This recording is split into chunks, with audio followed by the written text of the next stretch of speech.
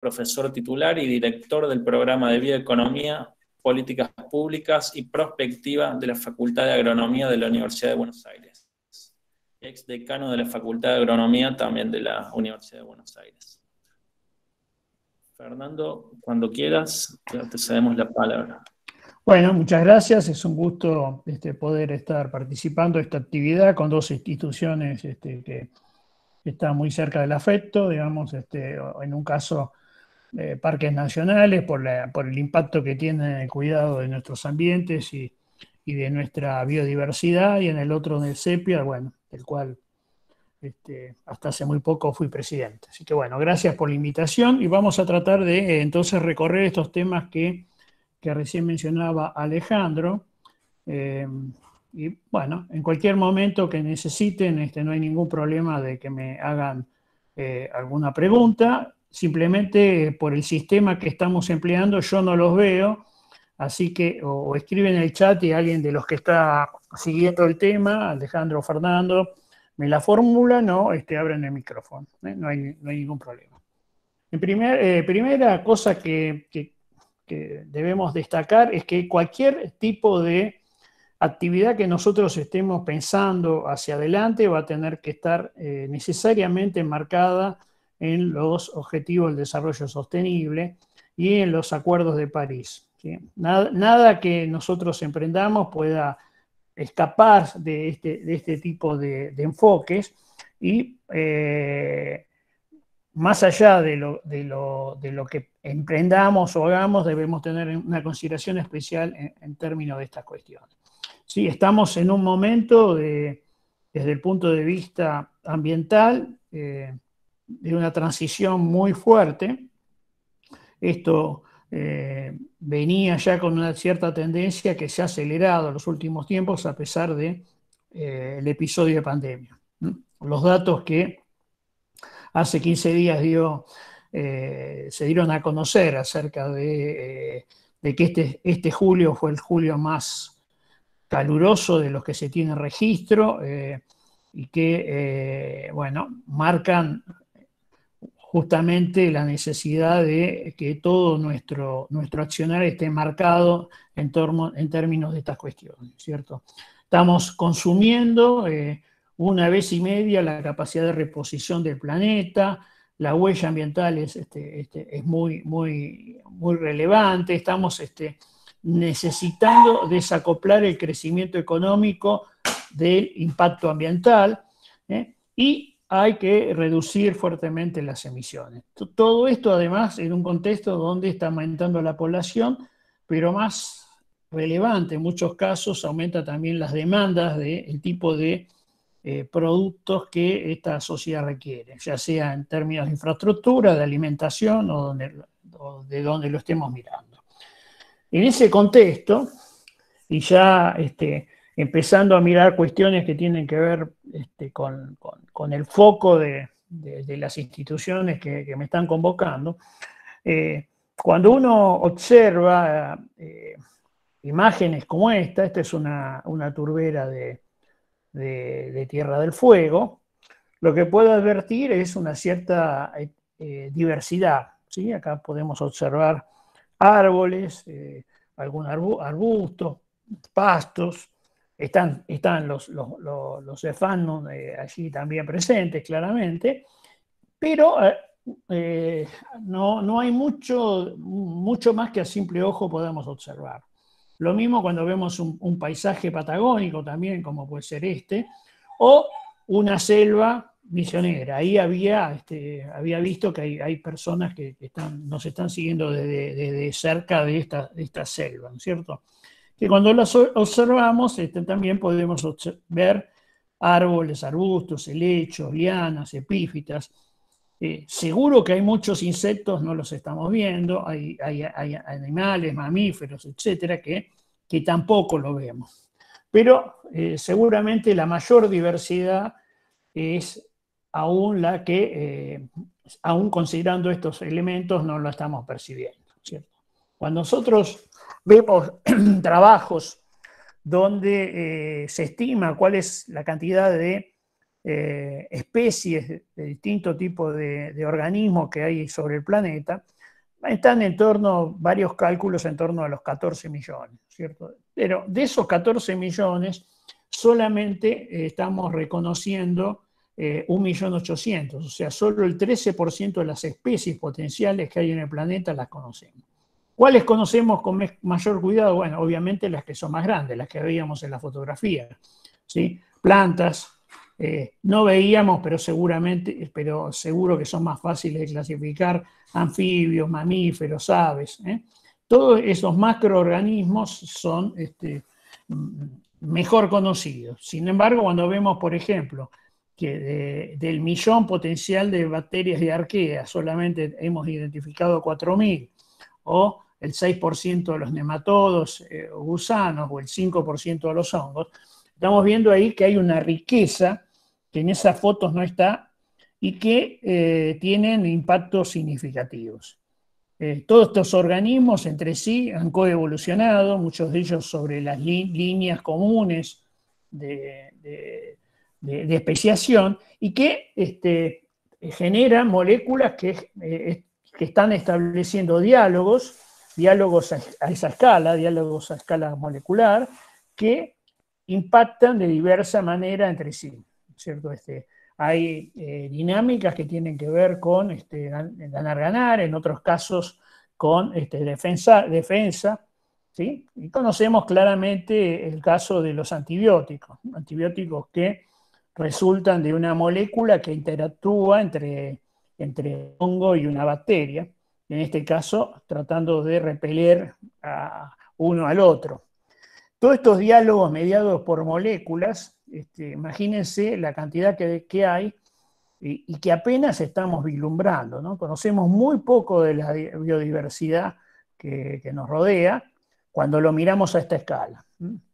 Entonces, ahí, en esa diversidad, hay mucho de lo relevante que puede ser útil en términos de poder utilizarlo para diversos tipos de estrategias, ¿no es cierto? Desde la medicina, por ejemplo, o el reemplazo de estas biomoléculas por otras que hoy provienen de la química tradicional o de los hidrocarburos, biomateriales, etc. Entonces, toda esa diversidad que ustedes preservan en los distintos parques tienen esta característica, ¿no es cierto? Ahí está mucho de esto que estamos diciendo y mucho de lo que hay que preservar para poder entender esos diálogos moleculares que median entre organismos. Entonces, por otro lado, tenemos un elenco muy reducido de plantas que estamos utilizando para alimentación, ¿sí? Es un 0,6% de las que están identificadas, que, bueno, cuando vamos mirando el orden de magnitud, bueno, 5 cereales son el 60% de la dieta energética humana, ¿no es cierto? Y 7 especies, el 75% de los alimentos, ¿no es cierto? Este elenco tan pequeño que ha sido sometido a mejoramiento a lo largo de los siglos por las distintas culturas humanas, que han modificado tanto estas especies que son muy difíciles, salvo para especialistas muy abocados al tema, de identificar, ¿no? Nadie de casi nosotros seguramente puede identificar a el antecesor del maíz, ¿sí? Es morfológicamente muy distinto de lo que hoy conocemos como grano que, tal como lo conocemos, si desaparece el hombre, desaparecería, no sería capaz de autorreproducirse. En estas condiciones, toda esa biodiversidad y esa riqueza es un banco que hay que preservar en términos de todos estos elementos que estamos viendo. Entonces, cuando miramos esto, en realidad lo que estamos viendo no es un bello paisaje, que lo es, este tipo de especies que estamos percibiendo, sino que estamos viendo además un laboratorio que nos puede proveer de bioinsumos, fármacos, fitosanitarios, elementos para la bioremediabilidad, es decir, microorganismos que nos pueden ayudar frente a los impactos de contaminación, etcétera, además de clásicamente el turismo o digamos, el disfrute de estos ambientes. Decíamos que estamos expuestos a cambios exponenciales y disruptivos, ¿sí? La velocidad de cambio está acelerando y eso involucra una cantidad de ámbitos, ¿sí? Que van desde la geopolítica, la demografía, sociales, ambientales, tecnológicos, laborales, la forma en la que nos alimentamos, el acceso, la percepción de los consumidores, cómo esos consumidores acceden a esos productos, qué liderazgos hay en el mundo empresario y cuál es la necesidad de educación. Algunos de todos estos puntos vamos a estar recorriendo, que fueron además atravesados en el caso de las proteínas animales por un evento de estos que se llaman cisne negro, o sea, eventos de muy baja probabilidad de ocurrencia y que impactan fuertemente. Y por otro lado, claramente el coronavirus, que bueno, todos tenemos percepción de que está acelerando distintos tipos de situaciones, ¿sí? Una de las características principales que estamos de los nuevos paradigmas tiene que ver con la información. O sea, el nivel de información, ya sea a nivel digital, a nivel genético o relacional, es de una complejidad creciente donde por distintos mecanismos tecnológicos o avances científicos cada vez están más entrelazados entre sí. Estamos en el siglo de la biología y en el siglo de las ciencias de la información. O sea, y en muchos casos, cuando hablamos de bioeconomía o de algunos otros temas, lo que estamos haciendo es una interacción muy profunda entre ambas informaciones, ¿no es cierto? Desde ese punto de vista, la bioeconomía la entendemos como una alternativa estratégica, que es un instrumento para promover el desarrollo territorial resiliente y que enfrenta un desafío geopolítico que requiere un ordenamiento territorial de la nación. Digamos, ahí en rojo están algunos de los principales conceptos que me parece que se desprenden de esta visión que estamos planteando. Y cuando hablamos de bioeconomía, hablamos de agregarle valor a la biomasa, y básicamente ese agregado de valor es conocimiento cada vez más de frontera.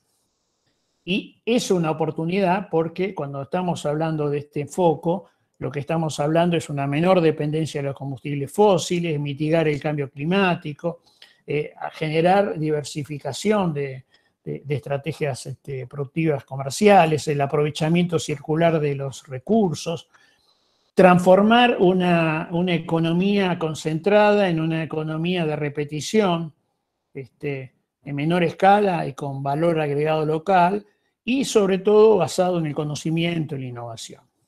Argentina tiene una oportunidad en términos de estas cuestiones, ya que si vemos la biocapacidad de nuestro territorio está en torno del 2% a nivel global y solo tenemos el 0,6% de la población. O sea que en el per cápita tenemos 3 veces la media de los recursos de las biocapacidades del mundo.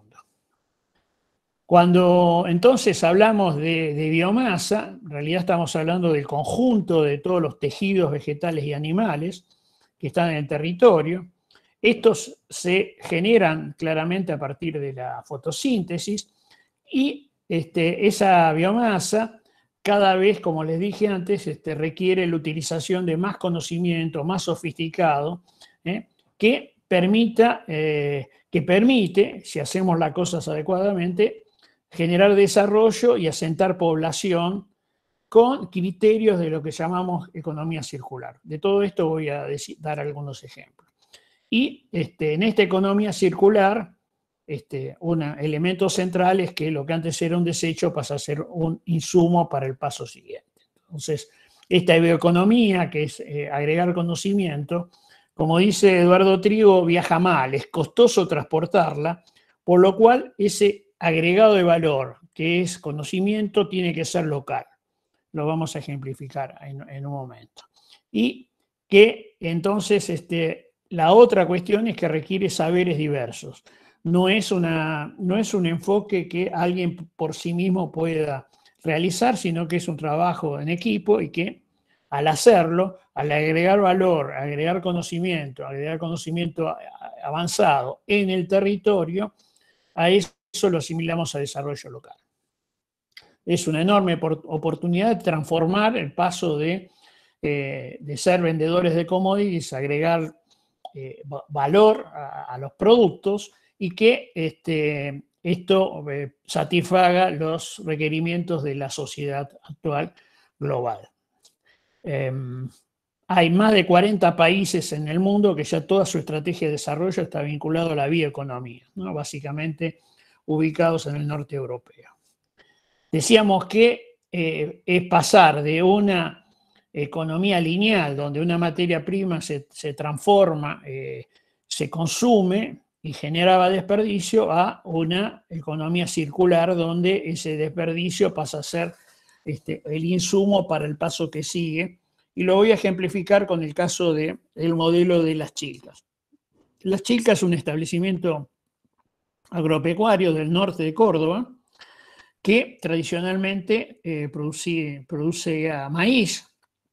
Ese maíz iba al puerto de Rosario, uno de cada 3 camiones más o menos se lo quedaba el transporte, y decidieron hacer una transformación.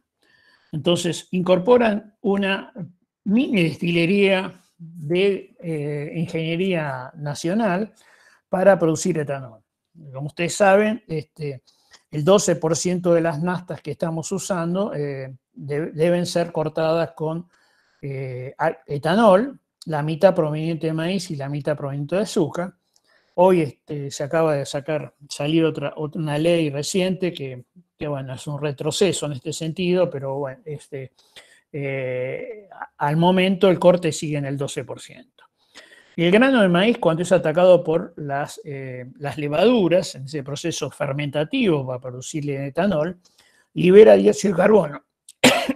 Ese dióxido de carbono se captura y forma parte de la industria de las bebidas gaseosas. Este dióxido de carbono hasta hoy era producido por la misma empresa que ahora captura este dióxido de carbono a partir de petróleo con una huella ambiental mayor. Lo que queda después de que se generó ese etanol es un producto enriquecido en proteínas que se llama burlanda. Esa burlanda se puede consumir en forma húmeda o desecada para transportar, lo que requiere energía, ¿no es cierto? Entonces, en este caso, se utiliza en forma local en un feedlot, y ahí empieza a aparecer el concepto de que viaja mal la biomasa, ¿no es cierto? Es más costoso transportarla a largas distancias si tiene humedad, además de que, bueno, al ser húmeda hay que consumirla lo antes posible. En este establecimiento está combinado con una granja porcina que es alimentada por maíz y soja local. Todos los estiércoles de los vacunos y de los cerdos se recogen y son combinados con los residuos urbanos de la localidad donde esté establecido este establecimiento, a veces con silos, y generan en un biodigestor biogás y calor. Ese calor es el que emplea la mini destilería para funcionar, y con el gas se genera energía que se vende al sistema interconectado, además del uso local para todos los procesos que estamos mencionando. Lo que queda de ese biodigestor después de este proceso de generación de gas es un fertilizante, un biofertilizante que se utiliza para fertilizar el campo. Digamos, esto es entonces economía circular. Donde antes se vendía maíz y solo había saberes y personal que tenía que ver con la agricultura para la producción del maíz, hoy hay personas que tienen que ocuparse de la destilería, del filo, de la granja, el biodigestor, el biofertilizante, la energía, etc. O sea, el sistema gana en complejidad, requiere múltiples saberes, tal como dije, y el impacto ambiental es mínimo. Antes se vendía maíz, ahora se vende etanol, dióxido de carbono, carne vacuna, carne de cerdo, energía eléctrica y no se impacta el ambiente volviendo a la agricultura lo que queda. Me parece un muy buen ejemplo de que efectivamente funcione y está en escala familiar. Hay otros que lo hacen en escala mayor, a veces en formato de cooperativas como ACA o de empresarios agrícolas como Bio4. Ahí lo que tenemos entonces es este formato que produce entonces alimentos que podrían ser trazados y seguramente su huella ambiental va a ser menor que otros que no tengan estos recaudos que estamos manifestando en este caso.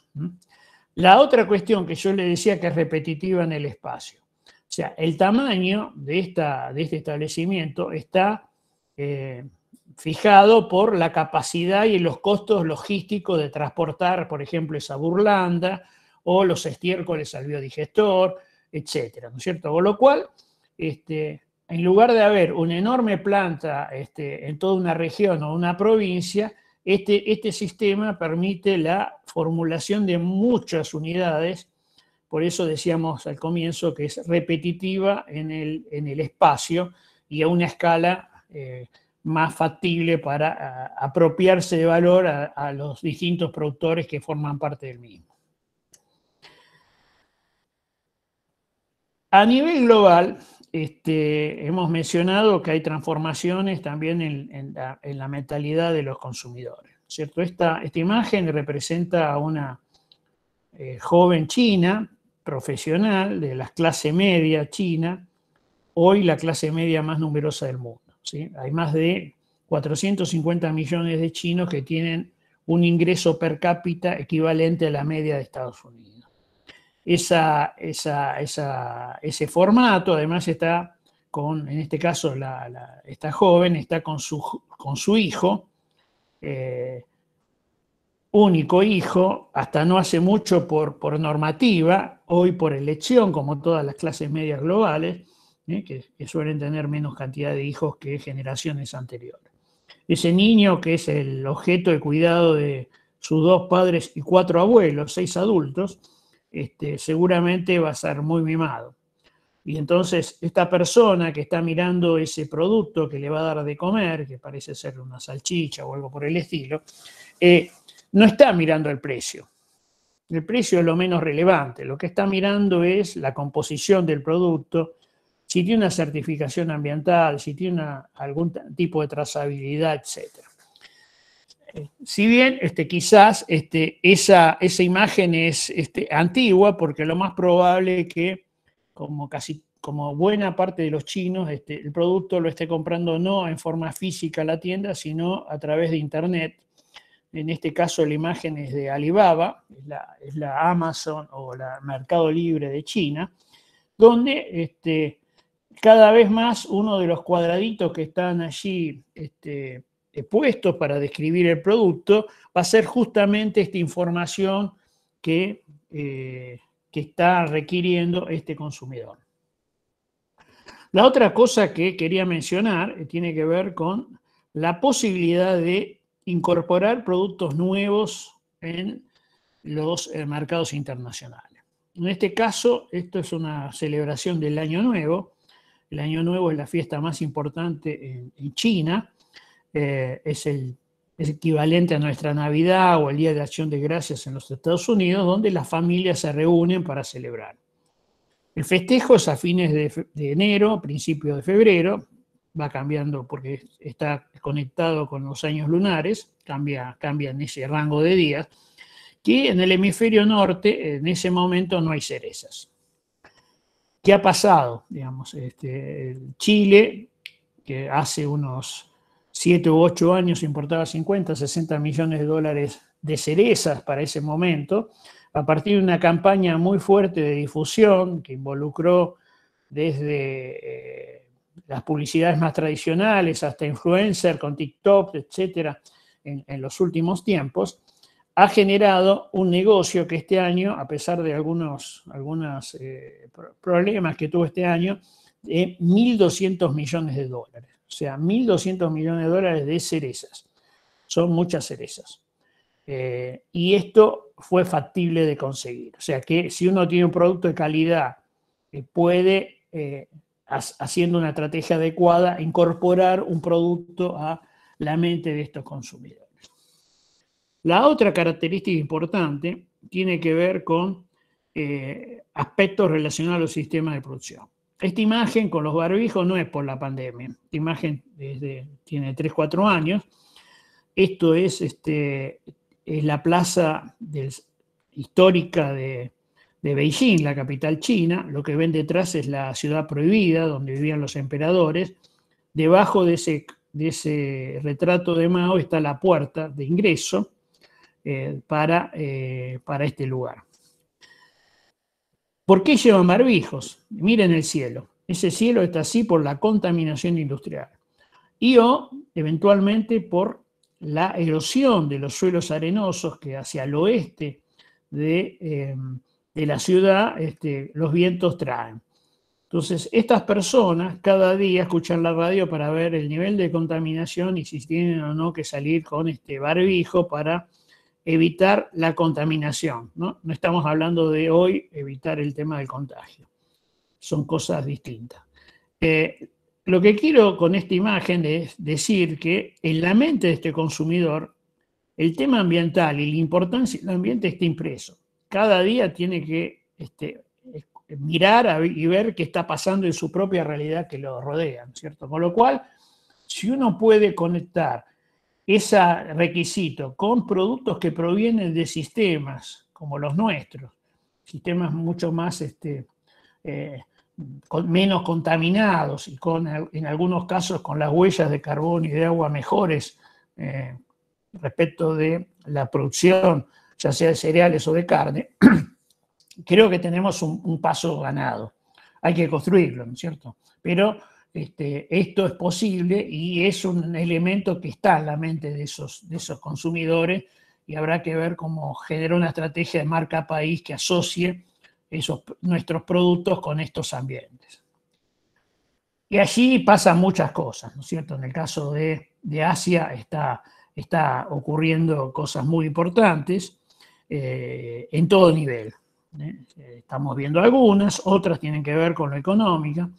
Si nosotros miramos qué pasó con el PBI global desde la revolución industrial a nuestros días, la línea verde que suma Europa Occidental y los Estados Unidos, en buena parte de todo este tránsito fue más del 50% del PBI global, del PBI mundial. Sin embargo, esa no es la normalidad histórica. Cuando ponemos una perspectiva más larga, desde el año cero, en 18 de 20 siglos Asia fue más del 60% del PBI global. Y en la próxima década va a volver a serlo. Esa es la normalidad histórica, ¿cierto? La normalidad histórica, económica y tecnológica es que Asia, que además tiene más del 60% de la población mundial, vuelve a ese lugar. Ahí, en ese círculo solo, está la mitad de la población del planeta, ¿sí? Ahí vive tanta gente como en el resto del planiferio. Y ahí hay ciertas limitaciones que tienen que ver con sus características y recursos naturales, ¿sí? Ahí tenemos a China, Japón y Corea, todo el este de Asia. Y fíjense, por ejemplo, que China produce 580 millones de toneladas de grano, ¿no es cierto? Es un número muy importante, pero cuando lo dividimos por 1.400, cada habitante produce 0,4 toneladas contra 3,2 de Argentina. O sea, estamos hablando de 8 veces más cantidad per cápita de producción. ¿Okay? Y eso responde a temas de densidad. Es mucho mayor todavía cuando lo comparamos, por ejemplo, con Japón, que Japón todavía está un orden de magnitud por debajo de China, ¿sí? Y Corea es más parecido, es el doble que Japón, pero es la tercera parte que China y es 20 veces menos que la Argentina. Digamos, de esto estamos hablando cuando hablamos de esta cuestión. Y eso obviamente tiene que ver con los recursos naturales. Tienen superficies chicas. Japón es poco más que la provincia de Buenos Aires. Corea es como Chaco, más o menos. Y poblaciones mucho mayores, ¿no es cierto? En torno de... Corea tiene más población que la Argentina. Es como si toda la Argentina se mudara a Chaco, ¿sí? Aproximadamente, para tener una idea de qué estamos hablando, ¿sí? Esto genera situaciones en las cuales, cuando vemos cuál es la capacidad de producción, de aumento de la producción anual, si bien el este de Asia, toda esta zona, tiene una tasa de crecimiento del 3%, que es muy alta, el problema es que la tasa de la demanda anual es mayor. Y si nosotros hacemos una proyección a la población que van a tener en 2030 y la capacidad de producción, esta zona del planeta va a poder autoabastecerse en el 74% de sus necesidades. Si vamos al sur de Asia, la India y la ASEAN es muy importante para el futuro de Argentina, es ese conjunto de países como Vietnam, Tailandia, Indonesia, Filipinas, ese conjunto de 10 países son muy activos, están creciendo mucho y son muy interesantes como mercado. Crecen al 2.5% anual, es importante, pero la tasa de demanda es también superior, con lo cual solo van a llegar a un 82% de autoabastecimiento. ¿Qué cantidad de personas son entre 74 y 100 y 82 y 100 cuando vemos las proyecciones poblacionales? Son 900 millones de personas. O sea, en esa zona hay un déficit de alimentos para 900 millones de personas que solo van a poder comer si vienen de otros lugares. Y como vimos, no tienen recursos físicos adecuados para producirlo ellos mismos. Ahí hay un tema que no van a poder resolver. En esos lugares, tal como en otros, tal como les dije, este consumidor que antes se encontraba con el productor en la plaza, hoy está muy lejos, hay un montón de actores en el medio, le está pidiendo a alguien que certifique que cada uno de estos está haciendo lo que corresponde y que él puede llegar a un producto de la máxima calidad y con la conciencia tranquila que está cuidando el ambiente, las sociedades, etc. Estos consumidores informados, que además gastan menos del 15% de sus ingresos en alimentos, si requirieran pagar un 20% más, digamos, por esas certificaciones, es un 3% de sus ingresos. No le mueve la aguja y seguramente cada vez vamos a encontrar más consumidores de este perfil. Que además muchas veces tienen una idea de asociar sus productos a elementos vinculados a la salud, tal como están marcados aquí, aunque eso no tenga un sustento científico, no importa. Si queremos acceder a esos mercados, vamos a tener que cubrir esos requisitos. Otro elemento que tenemos que tener claro y que va por esta misma línea es que sí, esta es una encuesta de McKinsey sobre distintas franjas etarias de chinos de 18 a 24, etcétera, hasta este último, preguntándole cuáles son sus preferencias en términos de productos frescos.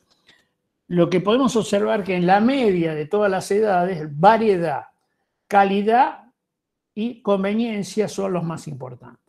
¿Qué es conveniencia? Conveniencia es la facilidad de acceso. Es más fácil comprar en un supermercado que en una feria de barrio, es más fácil comprar por internet que en ese supermercado.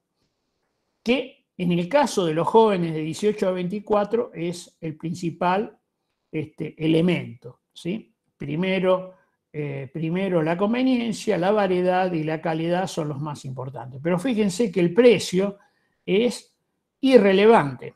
Es el valor más bajo de toda la tabla. Para los jóvenes el precio no es importante, ¿sí? Entonces, facilidad, acceso, internet, calidad, variedad son los temas centrales.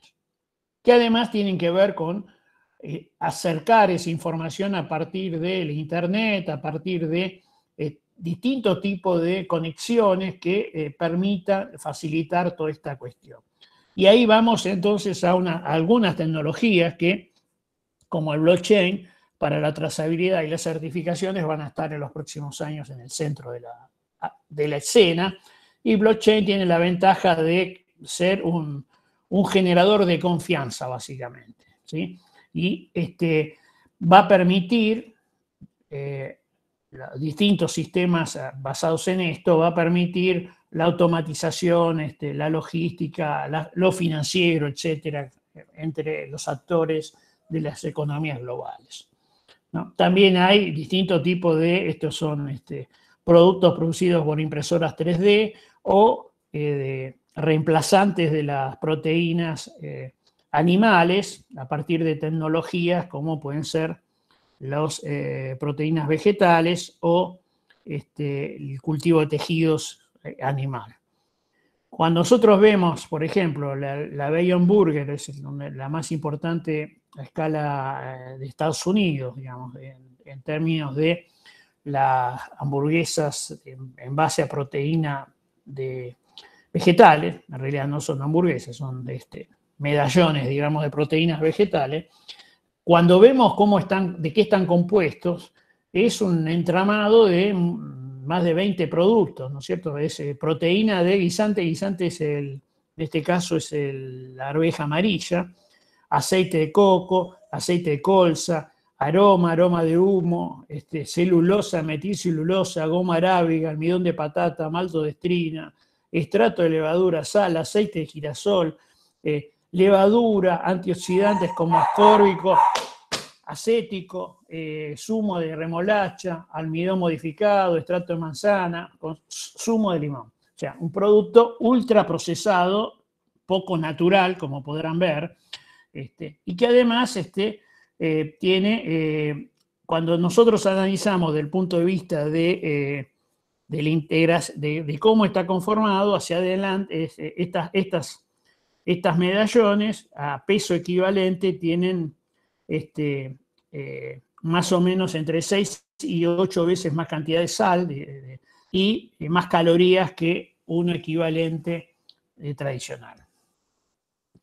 Por otro lado, viendo hacia adelante qué tenemos y qué podemos hacer, nuestros países del Mercosur original, Brasil, Argentina, Paraguay y Uruguay, son solo el 3,55% de la población mundial.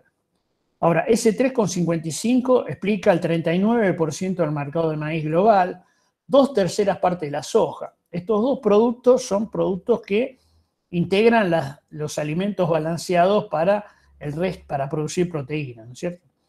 Nuestros países además son el 21% de la carne vacuna, el 12% del cerdo, el 28% del pollo, sumados todos. Si le sumamos un solo jugador más, que son los Estados Unidos, es el 8% de la población del mundo. Ese 8% explica el 75% del maíz, el 83% de la soja, el 31% de la carne vacuna, el 26% del cerdo y el 54% del pollo, ¿no? Nosotros, la OPEP de los alimentos es un conjunto reducido de países, no solamente para los elementos básicos para producir las proteínas, sino también por las proteínas en sí mismas, aunque hacia adentro cada país es distinto. Veamos, por ejemplo, qué pasa en la Argentina en términos de maíz. Argentina exporta 63% de su producción de maíz como grano. Brasil la mitad y los Estados Unidos la cuarta parte que la Argentina, ¿sí? Ese proceso que yo le he mostrado de las chicas es poco representativo de lo que pasa a nivel de la Argentina, ¿sí? ¿Por qué los otros exportan menos? Porque lo transforman junto con la soja, que nosotros exportamos como harina, como grano o eventualmente aceite, el 94% de la producido, contra el 46% de Brasil o el 29% de Estados Unidos. Ellos lo transforman en proteínas animales, lo transforman en biocombustibles y en distintos productos industriales. La Argentina es un exportador de alimentos para animales. Nuestra soja, nuestro maíz, no lo consume ningún humano en forma directa. Va al tracto digestivo de animales. Y lo que no hacemos acá, que es producirlos, por ejemplo, transformarlos en cerdo, pollo, leche, huevos, etcétera, lo hacen otros. Y el impacto ambiental es igual, digamos, porque, como ustedes saben, el dióxido de carbono circula por toda la atmósfera. Entonces, lo que estamos haciendo es transferir el agregado de valor, el trabajo, las inversiones a otros ámbitos a partir de los productos que nosotros hacemos. Quiero dar algunos casos, aparte de las chicas, de temas de bioeconomía para que nos ubiquemos un poco más en los contextos, ¿cierto? Y que tiene que ver, por ejemplo, con la ganadería, ¿sí? La ganadería, a partir de un malogrado trabajo que publicó la FAO hace ya algunos años, que se llamó La larga sombra de la ganadería, cuyos autores 4 años después tuvieron que corregir profundamente sus errores metodológicos en los cálculos del impacto de la ganadería a nivel de gases de efecto invernadero, tuvieron que reducirlo a la tercera parte del primer dato, que era del 14,5, lo bajaron al 5. El primero es muy citado, el segundo no es tan citado. Tiene una dificultad como todos los sistemas biológicos, ¿cierto? Cuando nosotros medimos cualquier sistema, todos los sistemas emiten carbono, pero muy pocos, solo los que tienen base biológica, capturan carbono. Con lo cual, un animal no solo está emitiendo metano mientras digiere pastos, sino que está en un ambiente donde hay plantas, y esas plantas tienen raíces que fijan carbono, tienen hojas, etc. La propuesta de Biliso de hace algunos años, que está siendo medida intensamente, es que pasar en el caso de los sistemas biológicos, de medir solo la emisión a medir también el balance, o sea, la captura de carbono de parte del sistema sobre el cual se están generando. Y según sus cálculos iniciales, la ganadería argentina, por ejemplo, tendría un impacto neutro en términos ambientales, ya que, bueno, pasamos de medir la emisión por kilo a pasar a ver el balance, incorporar el secuestro y involucrar todo el ciclo de vida del producto, con una transformación distinta, ya que en un caso se certifica un producto y en el otro caso se certifica un proceso, el proceso total de producción. La otra cuestión importante tiene que ver con la construcción. La construcción y lo que resulta de ella en términos de gastos de energía para aclimatizar, ya sea para calefaccionar o para refrigerar, es sin dudas uno de los mayores contaminantes, ¿cierto? Cuando nosotros miramos cómo producir acero, ladrillos, cal, cemento, etcétera, los gastos de energía son enormes, muy importantes, pero no solamente al momento de construir, sino después en el mantenimiento de esta construcción, refrigerando y calefaccionando el mismo.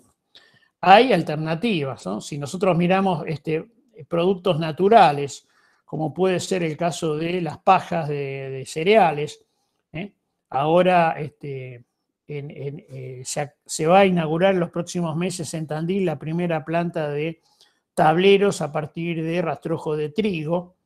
Eso se inició a partir de un convenio que firmó la anterior gestión de la provincia, y bueno, está aquí Sergio, que es uno de los artífices, para utilización de biomasas en distintos lugares de la provincia. Bueno, lo que se hizo fue un trabajo de construir entonces con tecnología australiana estos paneles de paja de trigo. Esos paneles, esa paja, ese rastrojo es prensado fuertemente. Ese prensado genera una unión de todo el tejido ese que se está prensando. Es 9 veces más eficiente en términos de aislamiento térmico.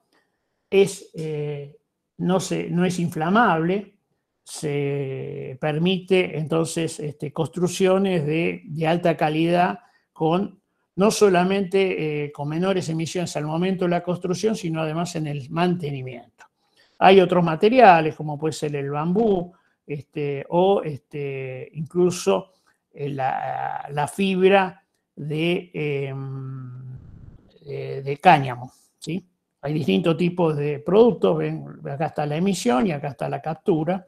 La otra cuestión, entonces, tenía que ver con esta eficiencia que yo les mencionaba, ¿no? La eficiencia térmica es importante para no solamente tener un impacto menor al momento de la construcción, sino en la vida de este producto, ¿no es cierto? Acá tienen algunos ejemplos, edificios grandes hechos en madera que captura entonces carbono y que queda allí almacenada, obviamente grandes, chicas, en este caso es una construcción hecha todo en bambú, que, bueno, tienen estas características que yo les menciono, ¿no es cierto? Baja intensidad en la construcción y buena eficiencia al momento del gasto energético, ¿sí?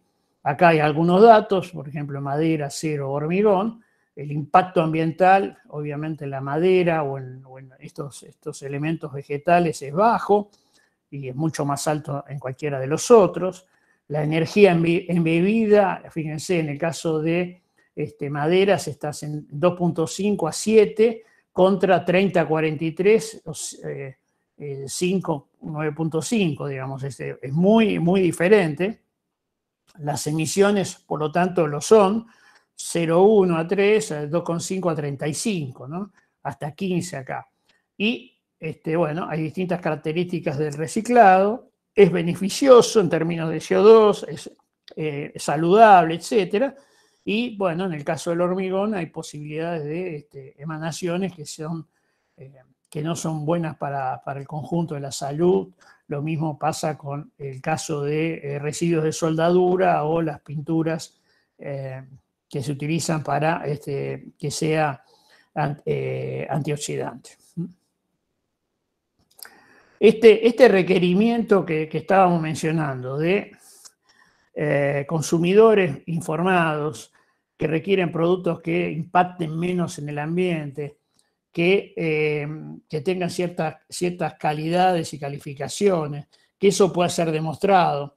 Todo ese conjunto de elementos que hemos estado describiendo en estos minutos, tiene una conexión con el futuro que nosotros podamos predecir de Argentina y que yo entiendo que está mediado con la bioeconomía, ¿no?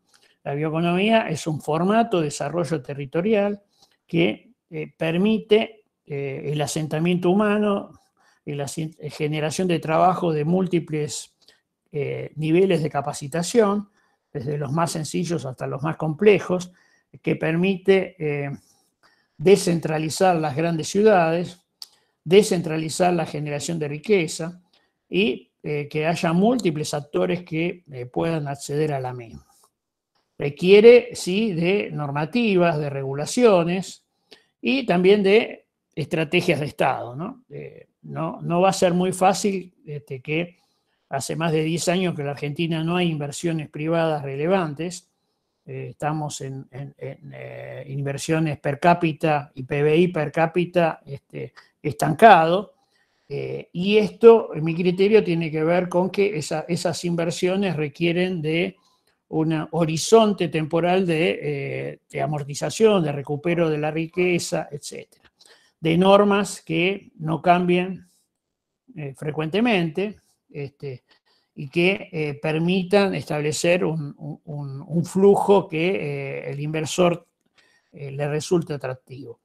Eso, en mi criterio, solo va a ocurrir si hay las dos grandes coaliciones políticas de la Argentina se ponen de acuerdo en torno de algunas de estas cuestiones hacia el futuro. Digamos, inversiones no van a ser factibles si requieren periodos de amortización más largos, como los que yo les vengo describiendo, si cada 2 años en una elección se juega si eso sigue o no sigue, ¿no es cierto? Eso no es un formato que sea amigable con este tipo de salida. Y la otra cuestión es que estamos hablando en todo el tiempo de ciencia, de tecnología, de capacitación, etcétera, y que está en contexto esta frase de Rapoport que me gusta, que es que la competencia entre países y regiones en realidad se puede resumir como una competencia entre sistemas educativos. O sea, de la potencia de los sistemas educativos que seamos capaces de construir, va a depender nuestra capacidad de competitividad. Pero además le agregaría a eso, en general, sistemas científicos tecnológicos que estén al servicio del desarrollo. O sea, Argentina tiene muy bajo porcentaje histórico de inversión en ciencia y tecnología.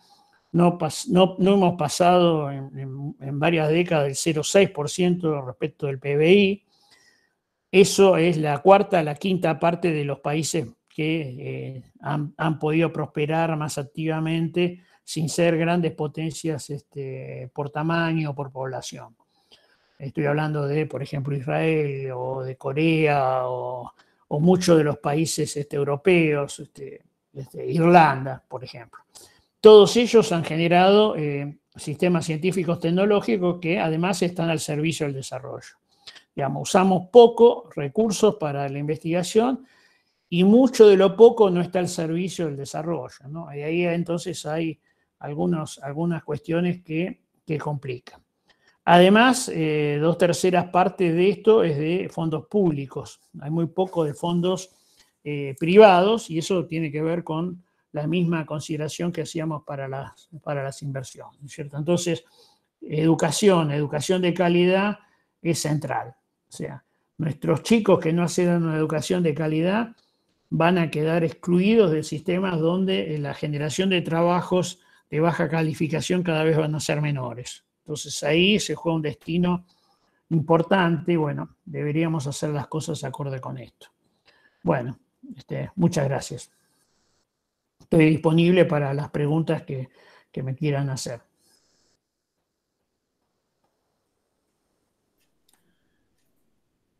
Excelente, Fernando. Muchísimas gracias. Muy buena presentación. Muchas gracias. No hay muchas Alejandro, consultas por el chat. Sí. Tenemos dos preguntas por chat. Le pueden ir sumando por acá también. Les recordamos de paso que está el link para registrar su asistencia, que también habían preguntado. Y Fer, una de las preguntas que nos hace Charo es respecto a los paneles, a la conformación, supongo que es respecto a la certificación. Pregunta si son paneles agroecológicos o qué características tienen esos paneles, ¿no? Concretamente es si son agroecológicos los paneles que mencionabas. Habría que definir qué son paneles agroecológicos, ¿no? Lo que yo les digo que son productos que es el rastrojo de trigo que retirado una determinada cantidad que no impacte negativamente en el ciclo del carbono del suelo, se prensa. Al prensarse, es una actividad física, no se le agrega ningún material químico. Al prensarse genera temperatura y esa temperatura hace que se solidifique toda la estructura, ¿no? Queda como si hubiese eventualmente puesto un pegamento, pero eso es natural del propio material. Con lo cual es puramente 100% biológico, es rastrojo de trigo.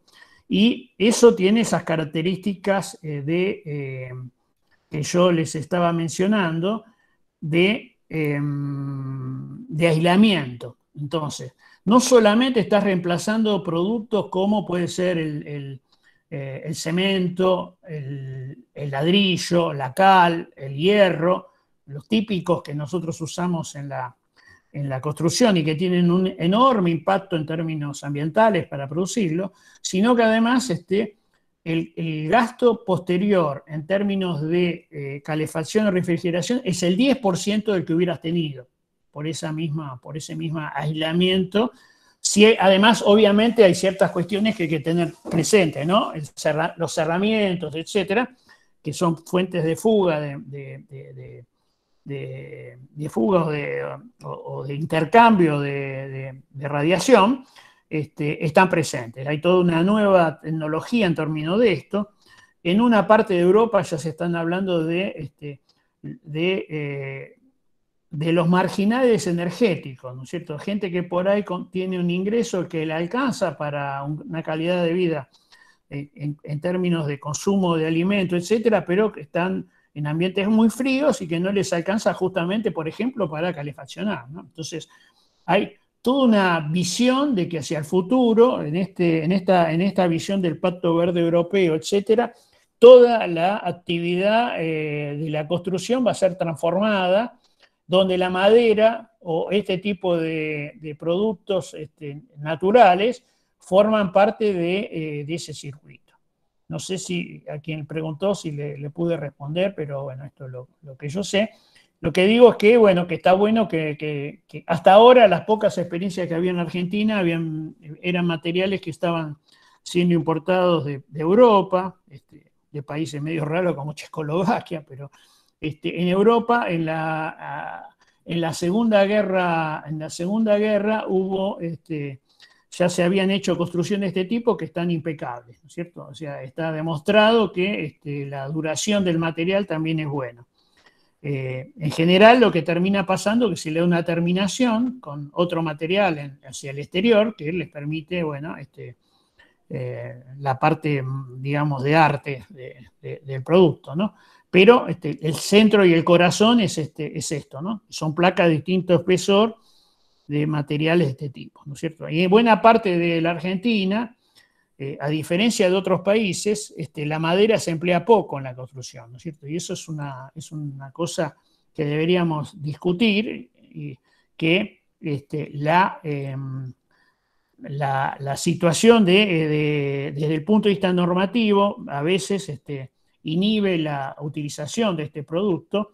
Ahora, si uno va a Estados Unidos, una parte muy importante de toda la construcción está hecha con estos materiales, ¿no es cierto? Así que hay que tener ciertas precauciones por el tema del incendio, etcétera, pero hay tecnología para hacerlo y deberían haber cada vez más edificios construidos a partir de este material, ya sean públicos como privados, barrios de construcción popular, etcétera, que bajarían costos, aumentaría la mano de obra y tendría todas estas características que estoy diciendo. Bien, Fer, gracias. Ahí, Claudio, no sé si levantaste la mano justo que tuvo esta pregunta, no sé si es un comentario sobre los paneles, si no seguimos con el comentario y la pregunta de Silvia, que también tiene la mano levantada. No, sí, quería hacer un aporte, Fer. Sobre los paneles.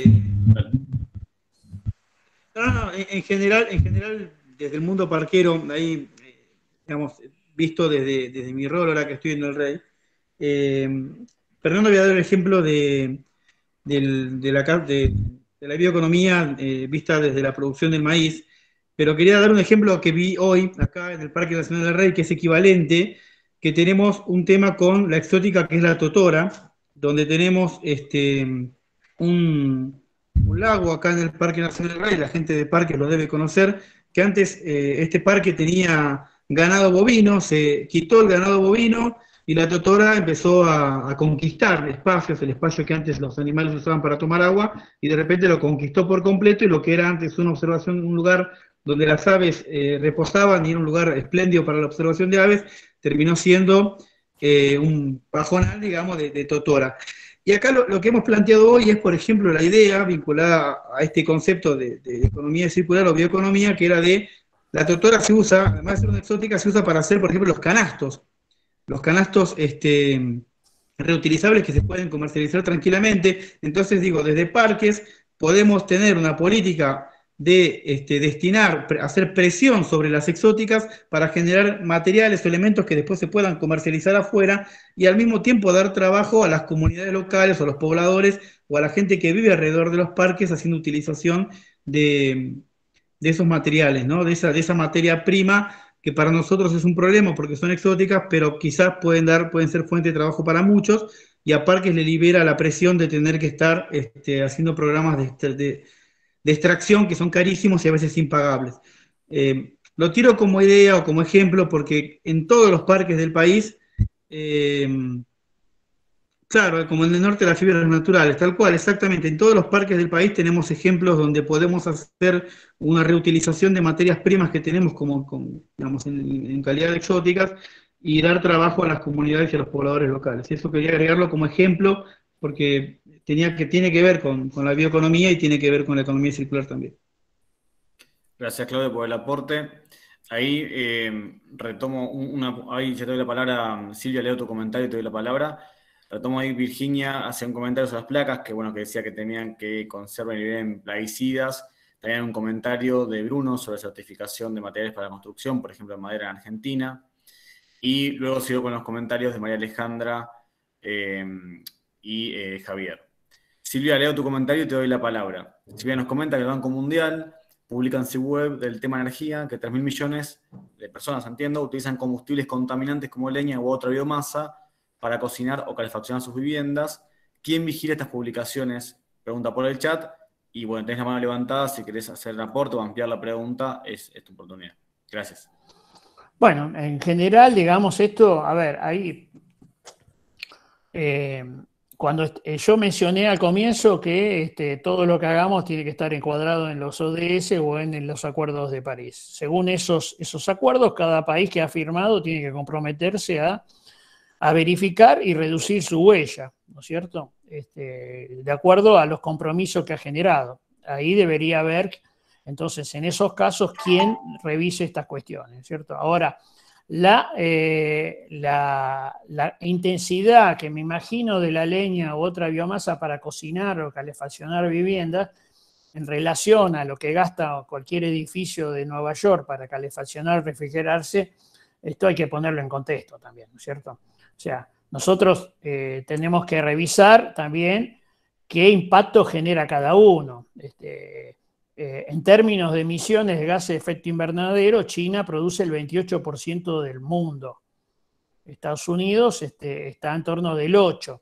Si nosotros sumamos los países, los 5 o 6 países más importantes en términos de emisión, ninguno de los cuales es un país en desarrollo, salvo China, que es de los que habitualmente son atacados por muchos de algunas organizaciones, estamos en más del 60% de las emisiones, ¿no? Europa entre ellos. Con lo cual, este tema es un tema relevante, es un tema central, pero hay que ponerlo en contexto, ¿no es cierto?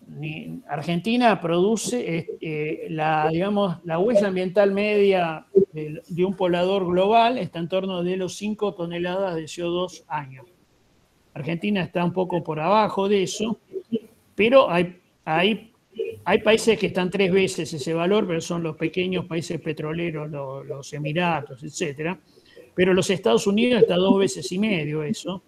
Los alemanes están 2 veces la media, los australianos están entre 2 y 3 veces la media, y los alemanes casi el doble, ¿no? Entonces, ahí hay, digamos, cosas que tenemos que poner también en contexto para entender esta dinámica, ¿no es cierto?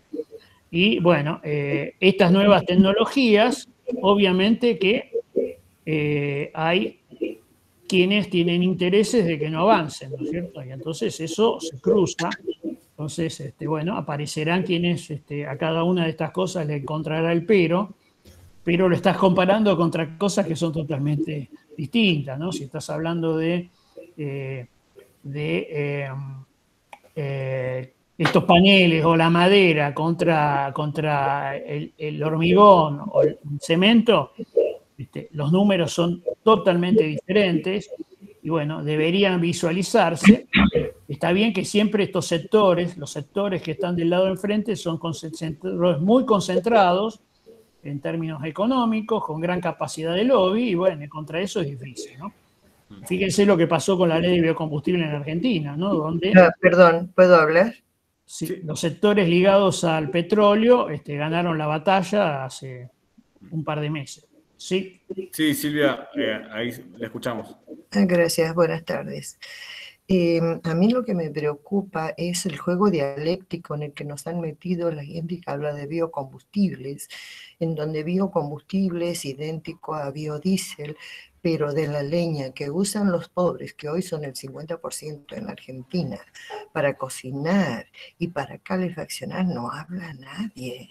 Y se habla de bioelectricidad cuando esa leña que sirve a cocinar quiere ser usada en centrales de energía eléctrica, que es la energía pagada. Ahora, históricamente desde Kioto, leña tiene impacto neutro. Lo que retuvo en CO2 se emite después. Claro. No sé qué piensan ustedes acerca de todo esto.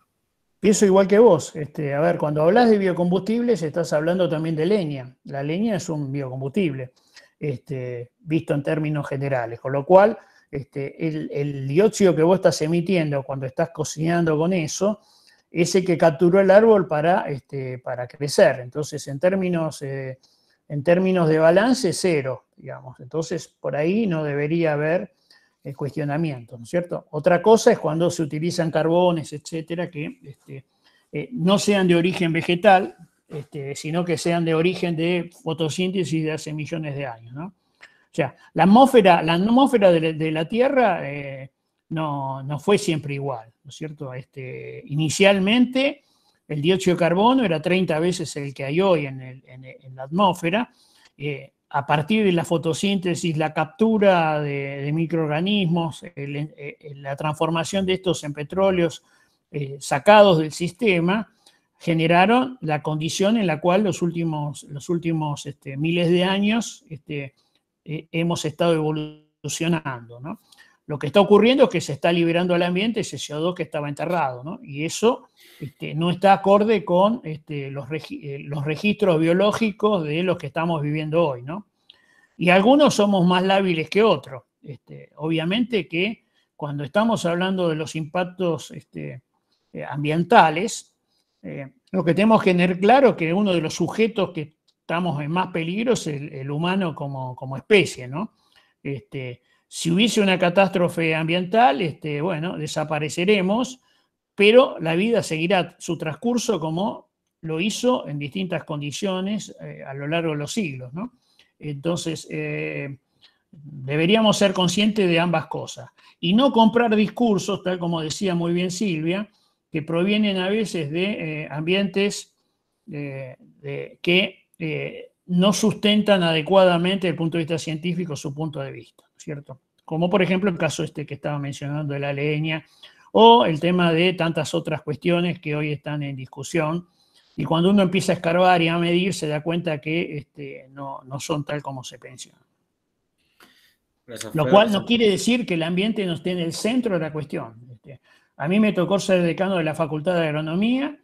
Hace 20 años creé la única carrera de grado de Ciencias Ambientales de la UBA, ¿sí? O sea, este tema es un tema que lo tenemos planteado desde siempre. Lo que sí, no compremos discursos ajenos que vienen de realidades ajenas también. Bien, gracias Fer, gracias Silvia por el aporte.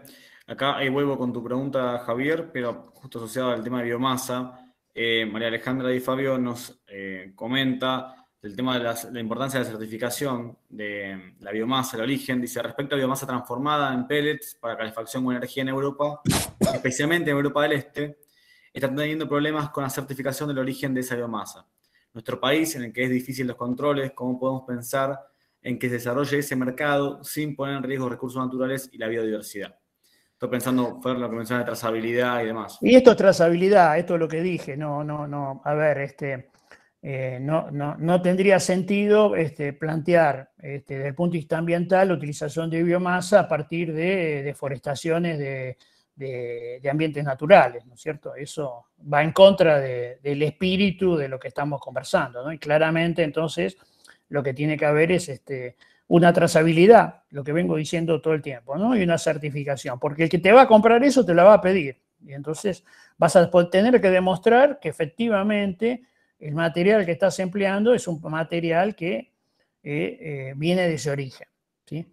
Y no pasa en Misiones, los que están en Misiones saben muy bien que muchas veces, si estamos en un aserradero, es difícil sacar más del 55% del tronco como útil, el resto queda como residuo y muchas veces o se quema al aire libre o se utilizan las calderas propias del sistema, empleándose con baja eficiencia, ¿no? Y podría ser, por ejemplo, ese pellet que se puede emplear, ¿no? Bueno, hay distintos lugares que hay distintos tipos de biomasa que deberíamos colaborar en la formulación de estrategias de uso que que justamente promuevan el mismo, ¿no?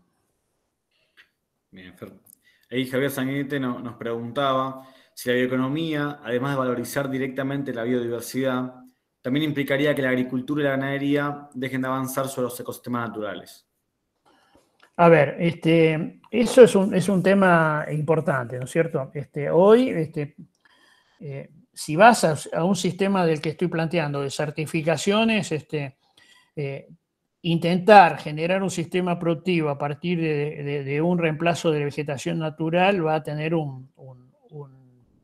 una penalidad muy grande, ¿no? Hacia adelante esto cada vez va a ser más complejo, con lo cual toda la ciencia agronómica hoy está puesta en generar mayores rendimientos con el menor impacto posible en lo que ya tenemos como sistema productivo, ¿no es cierto?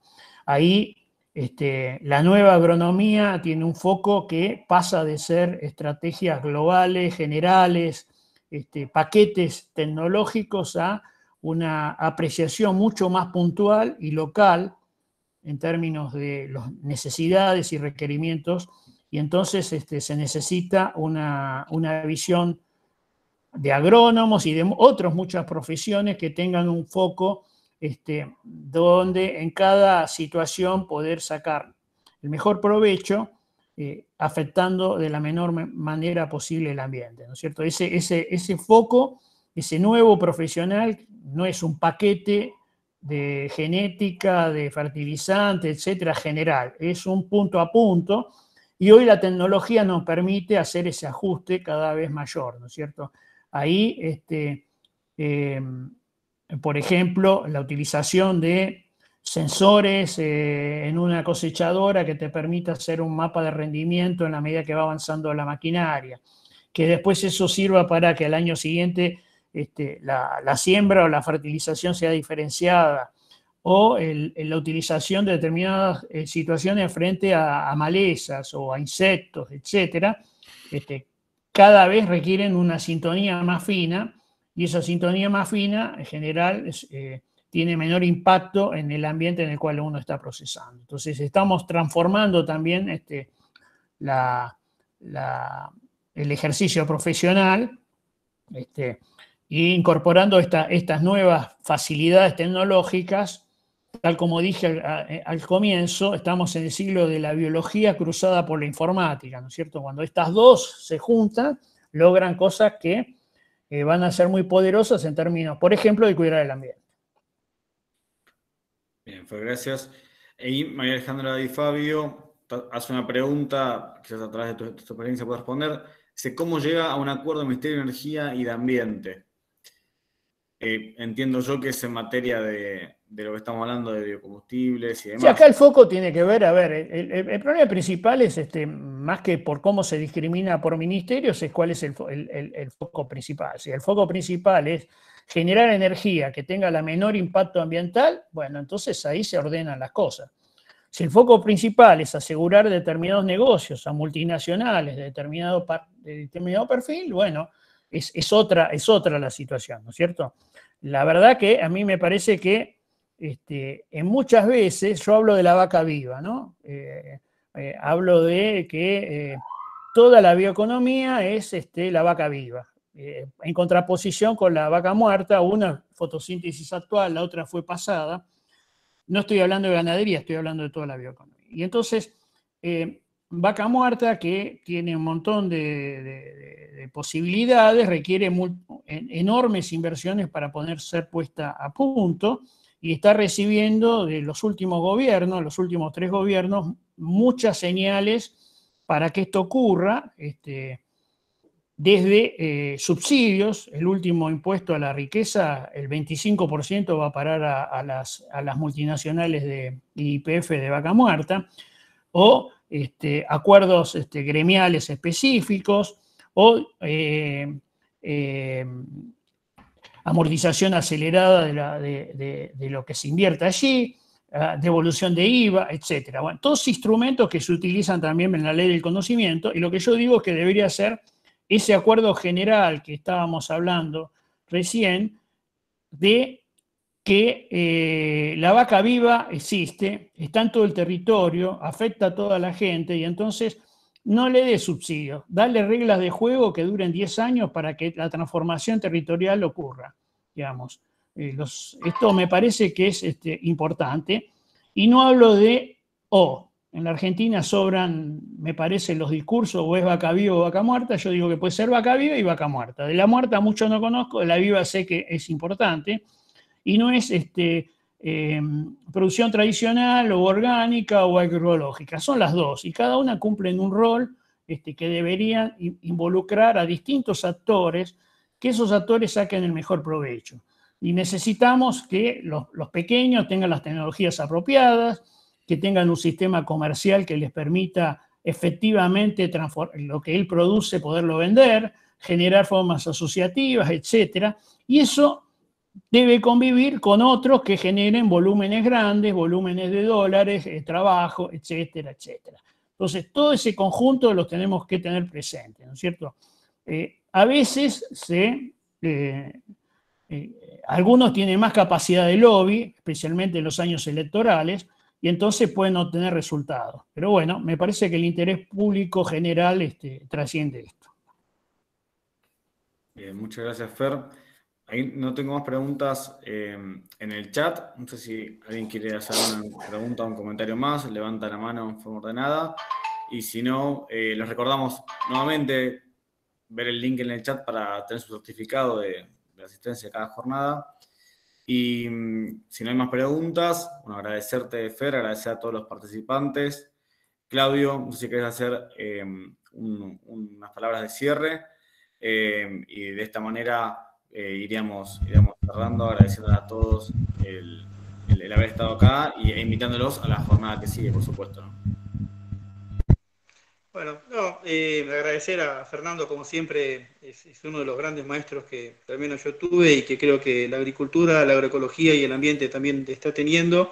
Me parece que el planteo de la bioeconomía es un planteo que excede al sistema agrícola, que lo podemos aplicar tranquilamente en parques nacionales, que lo podemos aplicar en todos los aspectos, digamos, desde el control de las exóticas hasta el ordenamiento y el plan de manejo de los parques, con lo cual me parece que el tema está más que abierta o más que iniciado el debate sobre este tema y bueno, ahora es el turno nuestro de poder avanzar en todo esto, ¿no? Que es un montón. Así que nada, agradecerles a todos por la presencia, como siempre. Bueno, gracias por la invitación. Que tengan buenas tardes. Gracias, Fer. Y nos encontramos el próximo jueves 26 a las 15 horas también para otra jornada de este seminario. Gracias a todos, gracias a Alejandro también y a todos los que estuvieron aquí. Hasta luego, buenas tardes. Muchas gracias. Excelente jornada, buenas tardes.